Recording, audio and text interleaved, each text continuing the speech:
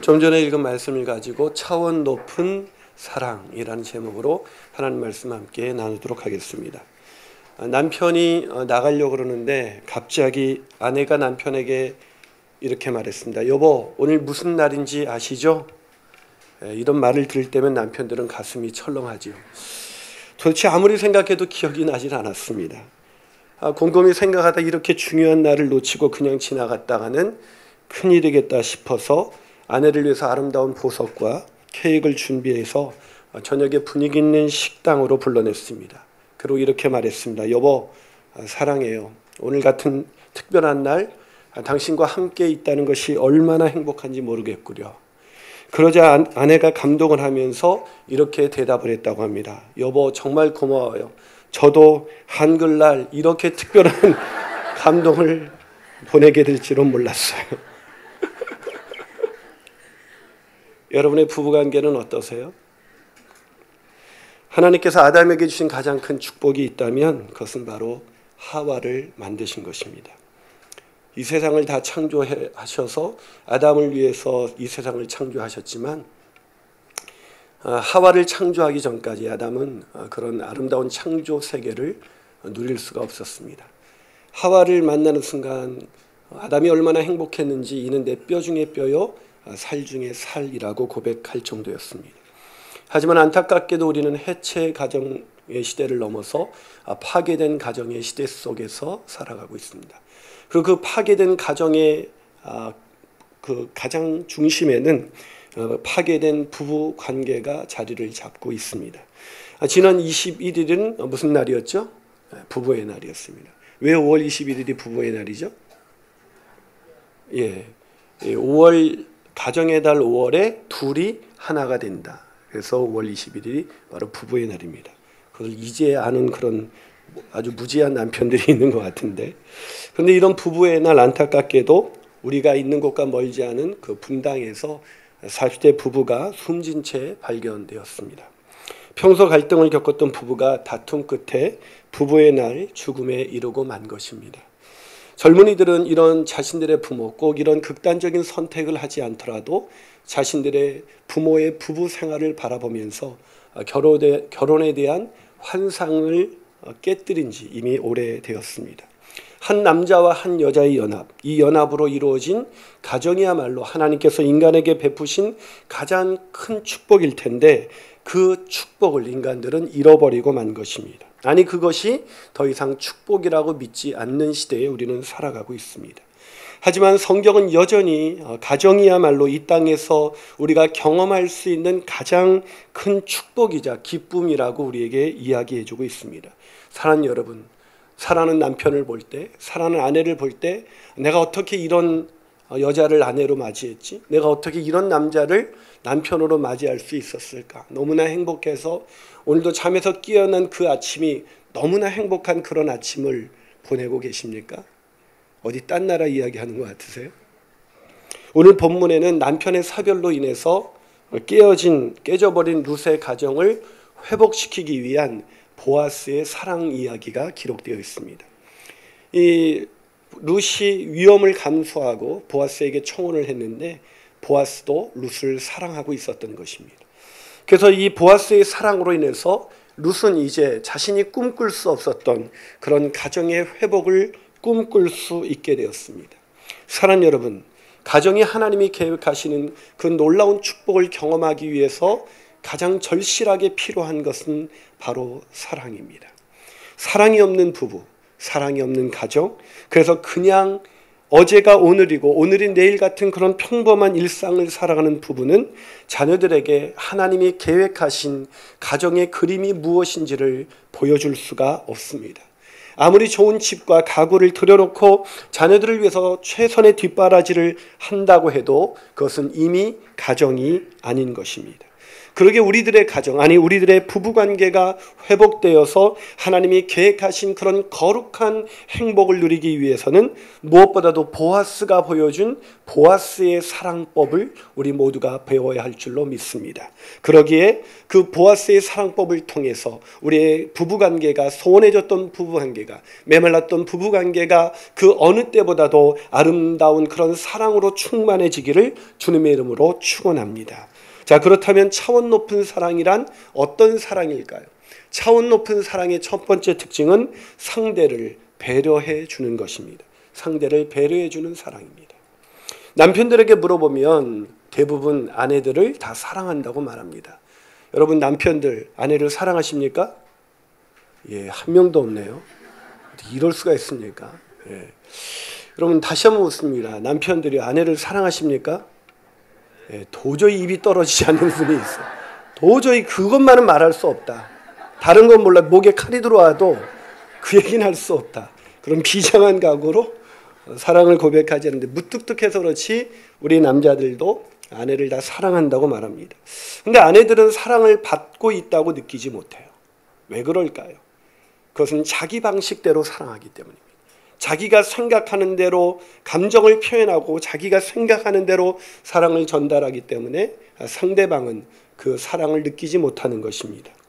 이 한상복이라는 기자가 쓴 책이 바로 그 유명한 베스트셀러가 됐는데, 그것이 바로 배려라는 책입니다. 이 배려라는 책에 보면 앞을 보지 못하는 사람이 길을 걷는데 한쪽엔 그 머리 위에 물동이를 이고, 그 물동이를 두 발로 잡아도 힘들 텐데 한 손으로 잡고 한 손에는 등불을 들고 길을 걷고 있었습니다. 그러자 그와 마주친 사람이, 이 사람이 너무나 어리석게 앞도 못 보면서 불을 밝히고 가니까 이 사람에게 이렇게 말했습니다. 이보시오, 정말로 어리석군요. 당신은 앞을 보지도 못하면서 등불은 도대체 왜 들고 다닙니까? 라고 그렇게 책망을 한 거예요. 그러자 앞을 보지 못하는 사람이 이렇게 대답했습니다. 제가 등불을 든 것은 나를 위해서가 아니라 당신이 나를 보지 못하고 부딪힐까 봐 당신을 위해서 밝힌 불빛인 것입니다. 이것이 바로 배려죠. 배려는 나를 위한 것이 아니라 상대방의 입장에서 상대를 위하여 하는 그런 작은 친절이 바로 배려일 수가 있는 것입니다. 사랑은 배려입니다.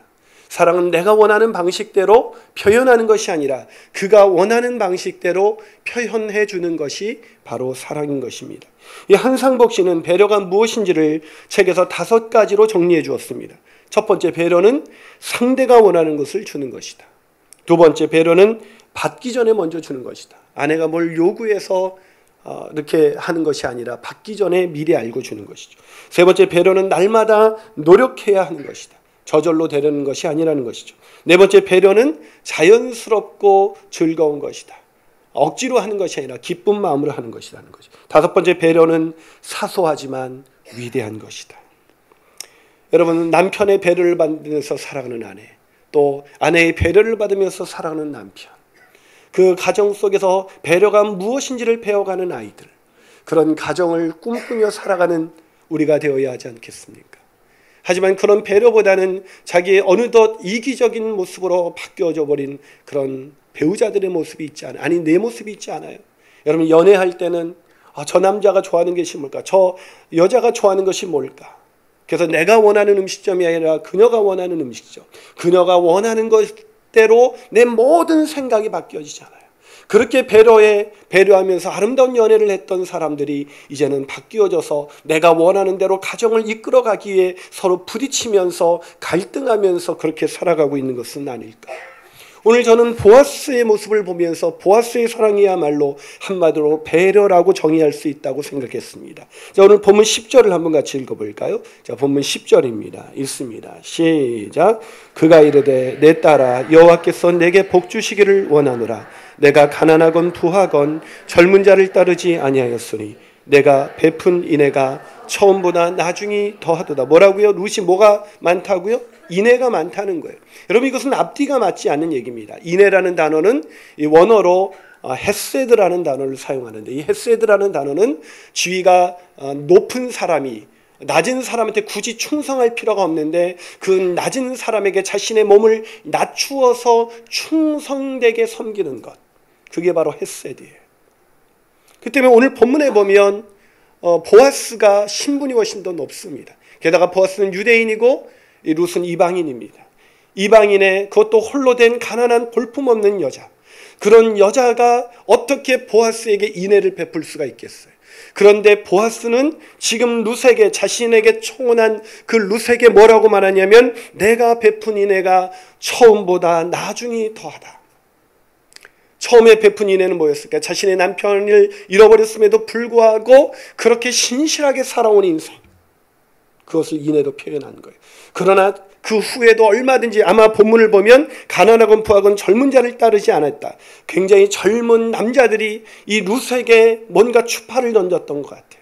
그러나 그런 거에 흔들리지 않고 신실하게 자신의 그런 사랑을 지켜왔던 이 룻의 모습을 높이 평가한 거예요. 왜요? 룻은 지금 두려워하고 있었거든요. 너무나 두려웠습니다. 혹시 나를 부정한 여자로 낙인 찍으면 어떡할까? 이것으로 인해서 나는 이삭을 죽기는커녕 결혼을 하긴커녕 완전히 이삭도 죽지 못하는 그런 비천한 존재로 전락하면 어떡할까? 너무나 두려워하고 있었습니다. 그 두려운 마음을 이 보아스가 한순간에 사라지게 만들었습니다. 어떻게 해요? 네가 베푼 은혜가 처음보다 나중이 더하다. 그러면서 룻 앞에서 자신의 모습을 한없이 낮춘 거예요.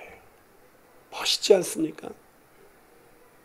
남자가 어떻게 보면 여성보다 더 합리적으로 생각하고 더 이성적으로 생각할 수 있기 때문에 맨날 여성들에게 당신 어떻게 생각하는 게 그래? 뭐 그냥 감정을 표현하면 맨날 설명하면서 합리적인 대안을 얘기해요. 그 정도 대안은 여자들도 다 알고 있습니다. 아멘이십니까, 여성분들? 예. 피를 토하면서 아멘 하시는 분이 계세요. 자기를 낮추는 것이 배려입니다. 상대방의 마음이 두렵고 떨리는 마음 가운데 있는 이 룻의 마음을 너무나 잘 알고 있었기 때문에 자신을 낮추면서 룻을 편안하게 해주는 거예요. 여러분, 제가 이렇게 식사를 하다 보면 제 근처에 와서 식사를 하려는 사람이 별로 없어요. 저랑 밥을 먹으면 굉장히 불편한가 봐요. 그래가지고 저랑 밥을 안 먹어요. 참 힘들어요, 그게. 왜 내가 뭔가 이상한 인간인가? 그 우리 사역자들도 우리 교회에서 밥을 먹자고 제가 얘기를 못해요. 우리 부사역자들에게 밥 사줄게 그러면 그들에겐 일이 되는 것 같아요. 그런데 우리가 나보다 편안한 사람, 나보다 더 낮은 마음을, 자세를 낮춰서 나를 편하게 해주는 사람하고는 언제든지 그 사람과 이야기하고 싶고 시간을 갖고 싶지 않겠습니까? 지금 보아스는 룻에게 그렇게 자신의 마음을 낮추고 있는 거예요. 그렇게 낮추면서 뭐라고 말하고 있습니까? 11절을 볼까요? 자, 11절을 한번 읽어봅니다. 시작. 그리고 이제 내 딸아 두려워하지 말라. 내가 내 말대로 내게 다 행하리라. 내가 현숙한 여자인 줄을 나의 성읍 백성이 다 안다. 무슨 여자라고 소개하고 있어요? 현숙한 여인. 내가 부정한 여인이라고 두려워하고 있는 것을 보아스는 정확하게 알고 그 룻의 마음을 지금 헤아리면서 배려하고 있는 것입니다. 사랑하는 여러분, 사랑은 배려입니다.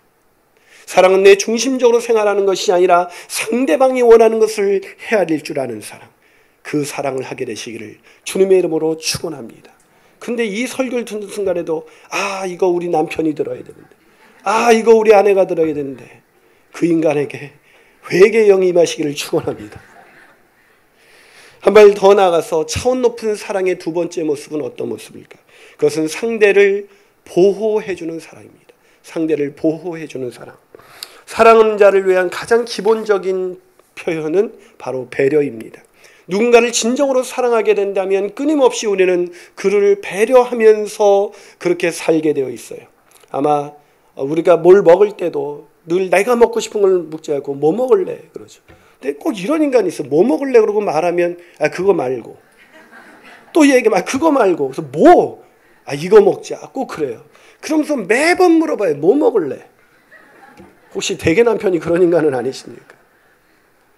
이 배려라는 것은 끊임없이 상대를 이렇게, 사랑이라는 건 끊임없이 상대방의 입장에서 사는 거예요. 그런데 이 사랑이라는 차원 높은 사랑은 한 단계 더 나아가서 더 적극적으로 상대방을 보호하기 시작합니다. 자, 오늘 본문의 보아스가 그랬습니다. 자, 본문 13절을 한번 같이 읽어볼까요? 자, 13절을 한번 읽어봅니다. 시작. 이 밤에 여기서 머무르라. 아침에 그가 기업 물을 자의 책임을 내게 이행하려 하면 좋으니 그가 그 기업 물을 자의 책임을 행할 것이니라. 만일 그가 기업 물을 자의 책임을 내게 이행하기를 기뻐하지 아니하면 여호와께서 살아계심을 두고 맹세하노니 내가 기업 물을 자의 책임을 내게 이행하리라. 아침까지 누워 있을지니라 하는지라. 자, 여기서 지금 보아스가 뭐라고 말하고 있습니까? 자기보다도 더 우선권을 가지고 있는 기업 물을 자가 있다. 그 기업 물을 자가 기업을 물으면 물으겠거니와 만약에 그가 물으지 않으면 내가 하나님의 살아계심을 두고 맹세하노니 내가 반드시 기업을 물을 것이다. 여러분, 이게 사랑이에요. 사랑은 내가 어떤 뜨거운 감정을 느끼기 때문에 내가 집착하는 어떤 소유하기 위해서 집착하는 것이 아니라 보아스의 관심은 자기의 아내가 되느냐 아니냐에 있는 것이 아니라 그 룻의 가정이 회복되느냐 아니냐에 있었던 것입니다. 그러게 자신의 마음은 뜨거웠지만 자신의 마음은 누구보다도 보아스를 사랑했지만 그 룻을 사랑했지만 그 룻을 얻기 위한 그 절차를 무시하지 않았어요. 그러면서 문제가 생겼습니다. 밤중에 자신에게 청혼하러 왔던 이 룻이 만약에 부정한 여자로 낙인 찍히면 어떡할까? 그래서 이 밤에 여기서 머무르라 라고 얘기합니다. 자, 이 밤에 여기서 머무르라, 이것은 무슨 뜻이에요? 형제들에게 물어봤더니 그거 뻔하지 않겠습니까, 목사님? 뭐가 뻔해요, 뭐가 뻔해. 하여튼 남자들의 사고는 한계가 있어요. 여기서 이 밤에 머무르라, 뒤에 보면 아침까지 누워있을지니라. 이것은 같이 자자 이런 얘기가 아니에요. 오늘 본문에 있는 이 뜻의 원어를 보면 이것은 두 사람 사이에 아무런 육체적인 관계가 없었다는 것을 보여주는 단어입니다. 다시 말해서 서로의 마음을 확인했지만 결혼하기 전까지 자신이 사랑하는 사람을 보호하는 그런 보아스의 마음이 담겨져 있습니다. 근데 왜 이 아침까지 누워있으라고 말했을까요? 그 이유가 본문 14절에 있습니다. 자, 14절을 한번 읽어볼까요? 14절을 읽습니다. 시작. 룻이 새벽까지 그의 발치에 누웠다가 사람이 서로 알아보기 어려울 때에 일어났으니 보아스가 말하기를 여인이 타작마당에 들어온 것을 사람이 알지 못하여야 할 것이라. 자, 무슨 이유인지 알겠죠? 여러분, 이 시대는 사사시대를 배경으로 하고 있습니다. 다시 말해서 밤에 돌려보내면 그런 자기의 소견에 옳은 대로 행하면서 성적인 타락, 도덕적인 타락이 극에 달했던 이 시대에 룻이라는 이 여인이 홀로 길을 가다가 밤중에 길을 가다가 누군가에 의해서 겁탈을 당할 수도 있는 그런 위험에서 보호하고자 이 밤에 여기 머무르라고 얘기한 거예요. 그러나 아침까지 그렇게 누워있으라고 했지만 날이 완전히 밝아오기 전에 새벽에 그녀를 보냈습니다. 왜요? 아침에 대해서 사람들이 다 알게 되면 여인이 들어올 수 없는 타작마당에 들어온 여인을 보면서 부정한 여인으로 낙인 찍힐까 두려워서 이 두 가지 이유 때문에 그녀를 보호하기 위해서 지금 보아스는 철저하게 이 여인의 상황을 안전하게 지켜주고 있는 것입니다. 이게 사랑이에요. 여러분, 이 모습을 보면서 저는 스튜 웨버 목사님이 쓰신 남자들이여 부드러운 전사가 되라 라는 책이 떠올랐습니다.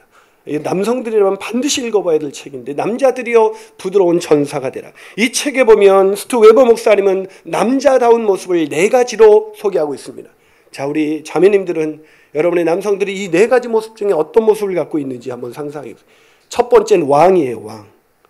두 번째는 조언자. 세 번째는 친구, 네 번째는 용사입니다. 우리 남편은 왕 같아요. 그런 왕이 말하는 게 아니에요.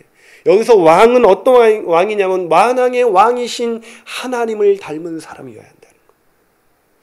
그리고 예수님처럼 조언해 줄 수 있는 그냥 잔소리하는 사람, 자신의 생각을 주입시키는 사람이 아니라 예수님처럼 조언하는 사람, 예수님처럼 친구가 되는 사람, 그리고 하나님처럼 강한 용사의 모습을 가진 그런 존재가 바로 남자라고 오늘 스튜 웨버 목사님은 말씀하고 있는 것입니다. 사랑하는 여러분, 여러분의 남편은 어떠세요? 갑자기 생각하기 싫어지죠. 그래서 요즘은 이렇게 남자들이 이렇게 남자다운 남자가 별로 없어요. 용사다운 남자가 없어서 부작용이 생기기 시작하는데 여성들이 남자다워지고 있어요. 그래서 여자들이 남자다워지는 그 가정을 보면 저는 그 가정의 남자를 참 남자가 아니구나 이렇게 생각합니다. 따라합시다. 남자는 남자다워야 한다. 예, 무슨 뜻인지 아시겠습니까? 집에서 권위를 부리라는 것이 아닙니다. 집에서 왕처럼 자신이 원하는 대로 무엇을 요구하라는 것이 아닙니다. 남자는 자신에게 주어진 힘과 지혜와 능력을 가지고 그것을 가정에게서 자기에게 그렇게 과시하는 사람이 아니라 그것을 가지고 자신의 가정을 지키는 부드러운 전사가 되어야 한다는 것입니다. 사랑하는 남자 여러분, 사랑하는 가정을 지키는 부드러운 전사가 되시기를 주님의 이름으로 축원합니다. 하지만 이렇게 말하면 여자들이 맞아 그럴지 모르지만 여자들도 남자를 보호할 줄 알아야 돼요. 여러분, 여자들이 남자를 어떻게 무너뜨리는지 아십니까? 여자들은 남자를 무너뜨릴 때 이 말로 무너뜨려요. 이 세치혀로. 그러면서 자신의 남편의 허물을 자기 자식에게 말하는 여성들이 있어요. 부끄러운 일입니다. 저는 가장 안타까운 것이 뭐냐면 신방을 했을 때 부부가 나왔는데 아내가 자신의 남편의 허물을 저에게 말할 때 그때 참 민망해요. 여러분, 왜 하나님께서 순종하고 복종하라고 말씀하셨겠어요? 이 남자가 남자답기 때문에 그렇게 존경하는 것이 아니라 그것이 나의 남편으로 하나님이 삼아주셨기 때문에 존경하는 거예요. 그 존경의 그 보호함의 가장 극치는 그 남자의 허물을 알고도 내 남편을 세상에서 최고의 남편으로 생각하는 여인. 그것이 바로 남자를 보호하는 거예요. 사랑하는 여성들이 그렇게 남자를 보호하게 되시기를, 아니 우리 그렇게 서로를 보호하는 아름다운 가정이 되시기를 주님의 이름으로 축원합니다. 마지막으로 차원 높은 사랑이란 어떤 사랑일까요? 세 번째로 상대에게 확신을 주는 사랑입니다. 상대에게 확신을 주는 사랑이에요. 상대에 대한 배려와 보호가 있다면 그 가정의 부부관계는 정말 아름다울 것입니다. 그럼에도 불구하고 불안할 거예요. 왜냐하면 이 사람이 나를 향한 배려와 보호가 언제까지였을까? 언제까지 가능할까? 여러분의 가정에서 남편은 언제까지 배려하고 언제까지 보호해주고 있었습니까? 연하 때 보호하고 배려하다 끝난 거 아니에요? 대부분 연애하고 그럴 때는 막 서로 배려하고 보호하고 막 찾기를 달 때도 안쪽으로 다니고 뭐 이렇게 하다가 이제는 밀어냅니다. 왜 이래? 이러면서 네가 더 강하잖아. 왜 약한 척해? 뭐 물건을 막 들고 가도 너 힘세잖아. 뭐 이기에 운동해야 돼. 뭐. 여러분, 이 남자의 사랑이 이렇게 변하기 때문에 사랑은 반드시 확인하게 되어 있습니다. 그 사람이 변치 않는 사랑으로 나를 사랑하고 있는가를 확인하기를 원하죠. 그래서 여자들이 늘 남편에게 뭐라고 말하죠? 자기 나 사랑해? 이렇게 묻죠. 그럼 여러분의 남편들은 이렇게 대답합니까? 그럼 내가 자기 사랑하지. 당신을 사랑해서 오늘도 오다가 이 꽃 한 송이, 당신을 너무 닮아서 이 꽃 한 송이 사왔어. 이러는 인간이 없단 말이죠. 자기 나 사랑해 그럼 뭐라고 대답해요? 그걸 꼭 말로 해야 하니? 그걸 꼭 말로 표현해야 돼? 남자들은 원래 그런 거 표현하는 거 아니에요. 그건 남자가 아니라 찌질이라니까요. 죄송합니다. 제가 세속적인 단어를 써서. 여러분, 저는 우리 남자들이 만약에 퇴근해서 여자들에게 이렇게 말한다면 얼마나 좋을까요? 남자가 퇴근해서 아내에게 말합니다. 여보, 나 정말 힘들었어. 그래서 아내가 놀라서 말합니다. 여보, 혹시 회사에서 무슨 안 좋은 일이 있었어요? 아니, 그게 아니라 하루 종일 당신이 보고 싶어서. 기가 막힌 이야기를. 있을 수 없는 이야기입니다. 자기나 사랑해 하는 그렇게 질문하는 여자 앞에서 매일매일 사랑한다고 고백할 줄 아는 남자. 그게 바로 사랑이에요. 예전에 한번 고백했던 그것으로 유통기한이 이미 지나서 부패한 지가 얼만데 사랑한다는 말 표현 한 번 할 수 없는 그런 부부관계. 어쩌면 아내에게 매일매일 사랑한다는 말 한마디만 해줄 수 있다면 아내는 그 남편들이 가진 무수한 허물들을 망각할지도 모르겠습니다. 서로 사랑하고 서로 존경한다는 말이 오가는 부부. 그래서 서로의 대화를 통해서 아무것도 가진 것이 없지만 서로를 향한 사랑을 확인하면서 그리스도의 아름다운 가정의 모습을 자녀들에게 보여줄 수 있는 가정. 저는 그 가정의 모습이야말로 남자들이 이 땅에서, 아니 엄마들, 여자들이 이 땅에서 자녀들에게 보여줄 수 있는 가장 크리스찬다운 모습이라고 생각합니다. 우리가 크리스찬답다는 것은 우리가 예수 믿고 나서 술을 끊는 것을 의미하지 않습니다. 예수를 믿고 나서 뭔가 우리가 더 선한 일을 많이 하게 되고 더 예수를 믿고 나서 하나님의 나라 일을 아무리 많이 한다 해도 아내를 사랑할 줄 모른다면, 남편을 존경할 줄 모른다면, 그래서 서로 사랑의 증표로 사랑을 확인하는 그 증거를 날마다 확인해 줄 수 없다면 그 사람의 신앙은 허당이에요. 솔직히 여러분이 교회 안에서 보여주고 있는 그런 아름다운 모습과 달리 가정에서 우리가 서로에게 보여주고 있는 그 민낯이 우리의 신앙의 바로미터라는 걸 아셔야 돼요. 사랑은 상대방에게 내 마음이 당신에게 변치 않았다는 것을 항상 확인해 주는 것입니다. 그러기에 사랑에는 반드시 증표가 필요해요. 매일매일 증거하는 거예요. 매일매일 확인시켜주는 남자, 그 남자야말로 얼마나 위대한 남자고 매일매일 그 남자를 존경한다는 걸 보여주는 여자야말로 현숙한 여인이 아니겠습니까? 오늘 본문에 있는 보아스가 그렇게 말합니다. 자, 오늘 본문 15절을 한번 볼까요? 자, 본문 15절을 같이 읽습니다. 시작. 보아스가 이르되 내 겉옷을 가져다가 그것을 펴서 잡으라 하매 그것을 펴서 잡으니 보리를 6번 되어 룻에게 지어주고 성읍으로 들어가니라. 자, 보아스가 룻에게 뭘 줬다고요? 보리 6대여. 6번 되었다. 이 되어라는 말은 원문을 찾아보면 우리나라 이렇게 쌀을 담는 한 대 같은 그런 대를 말합니다. 쉽게 해석하지 6대를 줬어요. 한 대, 이 룻이 겉옷을 딱 겉옷자락을 펼쳤습니다. 거기에 담을 수 있는 만큼이 6번이 아니었을까? 가득 담을 수 있는 만큼이 6번이 아니었을까? 한 대, 2대, 3대, 4대, 5대, 6대를 계속 부어주면서 그걸 부어줄 때마다 룻은 무엇을 확인했을까요? 이 남자가 정말 나를 사랑하는구나. 사랑에는 증표가 필요해요. 왜 결혼할 때 우리는 사랑의 증표로 우리는 반지를 서로 교환하고 있는 것일까요? 그것은 사랑에는 증표가 필요하기 때문입니다. 늘 확인받고 싶은 것이 바로 사랑이에요. 사랑하냐고 물었는데 그걸 말로 해서 알아야 돼 하는 사람은 사랑하고 있지 않다는 사인인 줄 믿으시길 바랍니다. 그땐 고백하고 싶었잖아요. 막 고백하고 싶어서 어떻게 고백하면 이 여자가 내 사랑을 받아줄까 계속 고민하면서 그렇게 기다렸던 그런 설레이는 날, 그런 설레이는 그런 날이 여러분의 결혼 생활의 매일일 수가 있다면 그것이 바로 천국이 아니겠습니까? 그것이 저는 신앙의 진수라고 믿습니다. 아무리 신앙이 좋다고 해도 가정에서 자신의 여자를 그늘지게 만드는 사람, 자신의 여인에게 함부로 말하는 사람, 자신의 남편에게 함부로 얘기하는 가정, 그 가정의 신앙은 하나님이 기뻐하시는 것이 아닙니다. 아무리 세상이 보기에 정말 부러워할 만한, 존경할 만한 수많은 업적을 만들어냈다 할지라도 부부간에 이런 아름다운 사랑의 징표로 서로 나눌 수 없다면 우리는 천국에서 참 부끄러운 시간을 보낼지도 모르겠습니다. 신앙의, 우리의 변화된 신앙의 가장 중요한 사인은 부부간의 연합입니다. 부부간의 아름다운 연합, 그 부부간의 아름다운 연합이 바로 아이들에게 흘러져서 아이들이 그 안에서 가장 행복한 그 신앙의 진수를 보게 되는 것이고, 그런 아이들은 신앙을 떠나지 않는 것이며, 그런 부부의 아름다운 모습을 통해서 그 아이들은 자연스럽게 나도 예수 믿는 가정을 이루어야겠다는 그런 소망을 갖게 되는 거예요.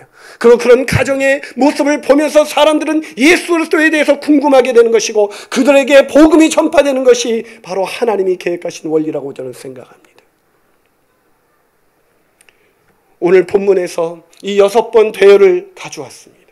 그러자 나오미가 이것을 보는 순간 얼마나 놀랐는지 본문 18절에서 이렇게 말하고 있습니다. 자, 오늘 본문 18절에서 6번 대여를 가져온 그것을 보자 나오미가 뭐라고 말합니까? 자, 한번 같이 있습니다. 시작. 이에 시어머니가 이르되 내 딸아, 이 사건이 어떻게 될지 알기까지 앉아있으라. 그 사람이 오늘 이 일을 성취하기 전에는 쉬지 아니라. 그 사람 누구예요? 보아스가 오늘 이 일이 뭡니까? 너와의 아름다운 사랑이 이루어지기까지는 절대로 쉬지 않을 것이다. 왜 알았을까요? 나오미는 어떻게 알았을까요? 자기 며느리가 가져온 그 6대나 되는 그 사랑의 징표를 보는 순간 보아스의 마음을 확인한 것입니다. 사랑하는 여러분, 저는 우리 교회에 닭살 커플이 많았으면 좋겠습니다. 서로 사랑하는 그런 모습이 너무나 아름다운 부부가 많아지기를 소원합니다. 우리 교회가 얼마나 많은 일을 하느냐, 얼마나 많은 구제와 전도를 하느냐보다 저는 우리 교회가 부부간에 정말로 사랑하는 가정, 그래서 그 사랑으로 인해서 그 아이들이 행복한 가정,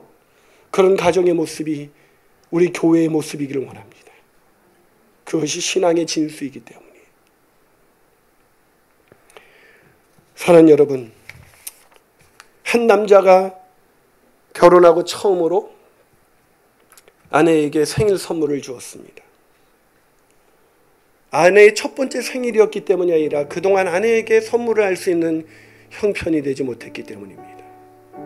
그간의 빠듯한 형편으로 인해서 작은 생일 선물조차 할 수 없었던 남편. 그 남편이 드디어 사랑하는 아내에게 선물을 줄 수 있게 된 것입니다. 남자는 작은 나무 상자 안에 그간의 자신의 사랑의 징표라고 생각했던 그 선물을 넣었습니다. 그리고 빨간 리본으로 그 나무 상자를 예쁘게 묶었어요. 드디어 아내의 생일날 아침, 떨리는 손으로 남자는 아내에게 처음으로 생일 선물을 건네주었습니다. 뜻밖의 선물에 놀랬던 아내가 설레이는 마음으로 도대체 이 남자가 나에게 무엇을 줄 수 있는 그런 형편이 아닌데 이 남자가 뭘 준비한 것일까? 설레이는 마음으로 리본을 풀고 그리고 뚜껑을 열었습니다. 무엇이 들어있었을까요? 거기에는 황당하게도 500원짜리 동전과 100원짜리 동전이 가득 들어있었습니다. 당황해하는 아내에게 남자가 말합니다. 미안해 여보. 이것밖에 못해줘서. 그래도 1년간 모은 거야. 동전을 넣을 때마다 당신을 생각했어. 나와 결혼해줘서 정말 고마워. 순간 여자는 눈물이 핑 돌았습니다. 동전 하나 남길 수 없는 남편의 주머니 사정을 누구보다 잘 알고 있었기 때문입니다. 볼을 타고 흘러내리는 눈물이 멈춰지지 않았습니다. 선물을 받은 여자는 매번 동전을 그 하나를 모으기 위해서 100원짜리 동전 하나, 500원짜리 동전 하나를 모으기 위해서 그렇게 걸어야 했던 남편의 사랑을 생각하면서 통장을 하나 만들었습니다. 그리고 이후 남편의 나무 상자는 해마다 건네줬고 그 통장에는 그런 사랑의 잔고가 쌓여져 가기 시작했습니다. 여자는 간혹 동창회에 나갑니다. 그리고 거기서 다이아몬드 반지나 모피코트 같은 선물을 받았다는 친구들의 자랑을 듣곤 했습니다. 하지만 여자는 빙그레 웃을 뿐이었습니다. 모피코트보다, 아니 다이아몬드 반지보다 더 소중하고 값진 사랑의 징표를 소유하고 있었기 때문이었습니다. 사랑하는 여러분, 배우자를 사랑하십니까? 그런즉 믿음, 소망, 사랑, 이 세 가지는 항상 있을 것인데 그 중에 제일은 사랑이라. 사랑하는 아이들이 이 땅에서 경험할 수 있는 최고의 행복, 사랑하는 우리의 자녀들이 이 땅에서 부모의 신앙의 진수를 보게 되는 그림이 무엇일까요? 그것은 사랑하는 엄마, 사랑하는 아빠가 서로를 배려하면서 서로를 보호하면서 변치 않는 사랑의 언어로, 변치 않는 사랑의 징표로 서로를 표현하는 것을 보는 것 아닐까요? 그 모습을 보여줄 수 있는 부부, 그 모습을 보여줄 수 있는 크리스찬 부모야말로 이 땅에서 가장 가치 있는 인생을 살았다고 할 수 있을 것입니다. 사랑은 영원합니다. 기도하시겠습니다.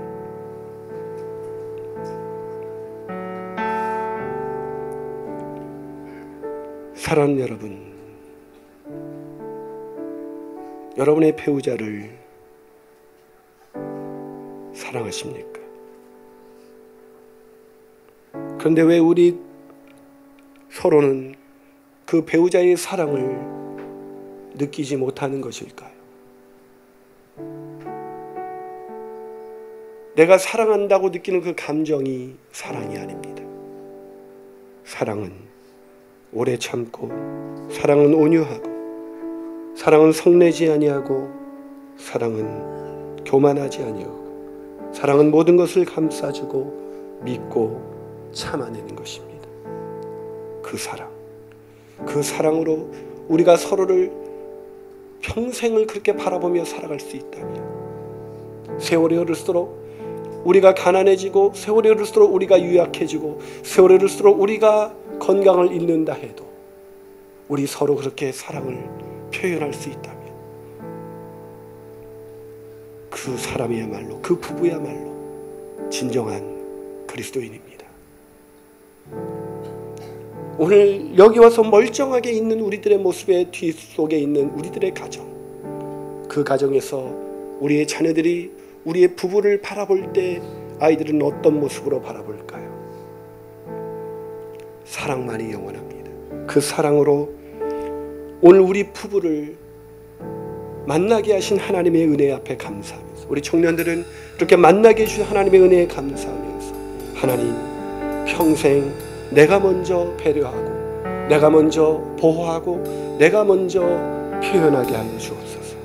우리 그 마음으로 이 찬양 부르면서 우리 배우자를 생각하면서 이 찬양 불렀으면 좋겠습니다. 사랑은 언제나 우리 참